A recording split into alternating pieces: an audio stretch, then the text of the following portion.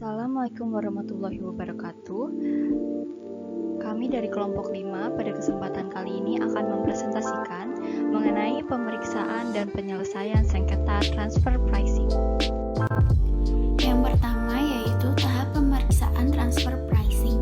Nah, berdasarkan keputusan DJP tentang pedoman pemeriksaan pajak terhadap wajib pajak yang mempunyai hubungan istimewa, tahap-tahap pemeriksaan yang perlu dilakukan oleh pihak yang berwenang berkaitan dengan adanya transfer pricing yaitu sebagai berikut. Nah, berikut tahap-tahap pemeriksaannya. Yang pertama yaitu mempelajari berkas wajib pajak dan berkas data. Nah, di tahap ini dilakukan dengan mempelajari akta notaris dan perubahannya. Nah, tujuan yang ingin dicapai adalah untuk mengetahui gambaran umum wajib pajak.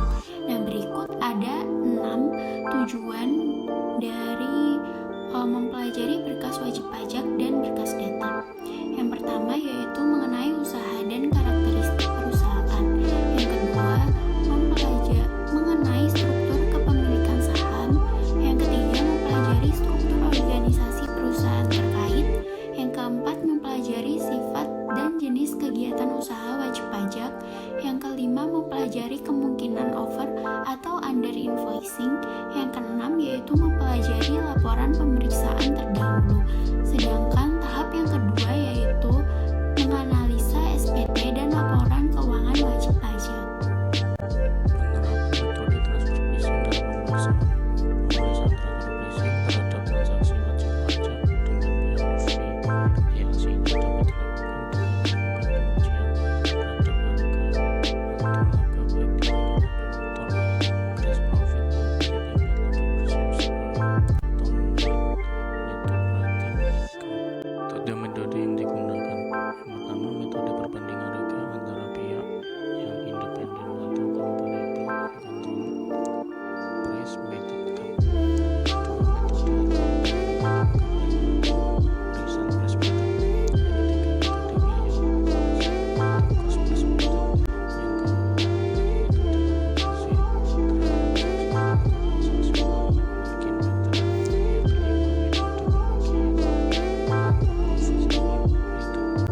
Untuk selanjutnya adalah mengenai pemeriksaan transaksi khusus. Pemeriksaan transaksi khusus ini merupakan pemeriksaan yang dilakukan terhadap wajib pajak yang berdasarkan hasil analisis risiko secara manual atau secara komputerisasi menunjukkan adanya indikasi ketidakpatuhan pemenuhan kewajiban perpajakan. Selanjutnya, kami akan membahas mengenai Mutual Agreement Procedure atau MAP. Nah, MAP merupakan alternatif bagi wajib pajak untuk menyelesaikan sengketa yang menimbulkan pemajakan berganda atau apabila terdapat indikasi bahwa tindakan otoritas negara mitra menyebabkan pengenaan pajak yang tidak sesuai dengan P3B atau sengketa transfer pricing. Berikutnya, kesimpulan atas ketentuan MAP dalam pasal 25 ayat 1 OECD model.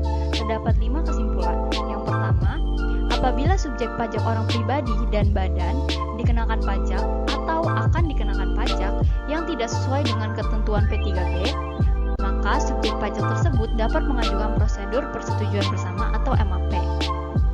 Yang kedua, MAP adalah solusi atau remedi penyelesaian sengketa spesial di luar ranah penyelesaian sengketa domestik, seperti keberatan atau banding.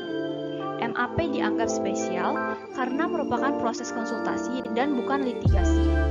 Yang ketiga, perlu dicatat bahwa MAP tidak dimaksudkan untuk mencabut hak wajib pajak pada penyelesaian sengketa domestik.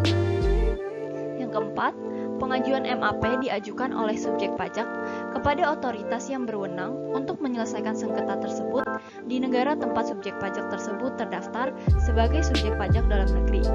Dan yang terakhir, pengajuan MAP harus dilakukan dalam kurun waktu 3 tahun sejak pemberitahuan pertama yang menghasilkan sengketa.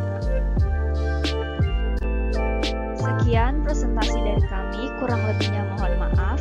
Wassalamualaikum warahmatullahi wabarakatuh.